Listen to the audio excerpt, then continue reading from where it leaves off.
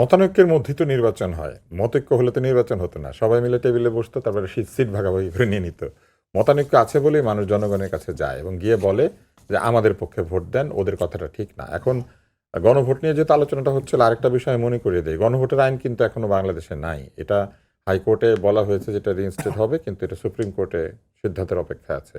তাহলে আপনি চিন্তা করে দেখেন, যেটা এখন আইনে নাই সেটা করার জন্য আমাদের দলগুলো অস্থির হয়ে গেছে। একটা বড় কারণ হচ্ছে, এটা কি কোনোভাবে নির্বাচন পেছানোর পায়তারা আপনি মনে করেন হ্যাঁ, আমার কিনা? কাছে মনে হয় এই ধরনের যেসব দাবিগুলি পরে এসে এই সবগুলি হচ্ছে নির্বাচন পেছানোর পায়তারা। কেননা নির্বাচন ছাড়াই কিছু কিছু মানুষ ক্ষমতার যে আনন্দ সেটা উপভোগ করছেন এবং ক্ষমতার আনন্দ আছে, তাদের কিন্তু দায়িত্ব তো নাই।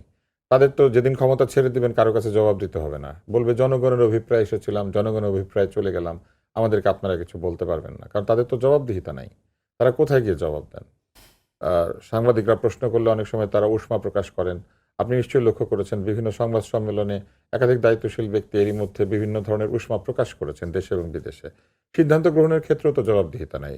আ যে ৩ টি দল প্রধান উপদেষ্টার সঙ্গে গেলেন বেড়াতে নিউ ইয়র্কে, জাতিসংঘ সব বলে। জাতিসংঘে, হ্যাঁ, আমি বিএনপি, বলব জামাত, বেড়াতেই এনসিপি। গিয়েছিলেন। কারণ তাদের কি দায়িত্ব ছিল, কি কাজ ছিল আমরা তো বুঝতে পারি নাই। সাথে গিয়েছেন হয়তো দেখতে গেছেন জাতিসংঘ। সেটা তো এমনিতেই দেখতে যেতে পারতেন। সামনে নির্বাচন হলে পরে আগামী বছর নির্বাচিত সরকার থাকবে না। সেখানে এই দলগুলির থেকে কেউ তো নির্বাচিত হবে। তারা তো যাবেন সেখানে। কিন্তু এই বছর তারা দেখতে গিয়েছিলেন কিভাবে কি করে। কিন্তু সেখানে যে তারা গেলেন, এই বাছাইটা কিভাবে হয়েছিল? কে যাবেন, কে যাবেন না? বাংলাদেশে আর দল নাই। সেই দলগুলি কেন দাওয়াত পেল না? শুধু ৩ টা দল কেন দাওয়াত পেল? এটা কি এক ধরনের পক্ষপাত না? যে ৩ টা দলকে প্রধান দল হিসেবে পরিচয় করিয়ে দিলেন তিনি পুরা পৃথিবীর কাছে যে এই ৩ টাই বাংলাদেশের দল। অন্যরা কেউ বাংলাদেশকে রিপ্রেজেন্ট করে না?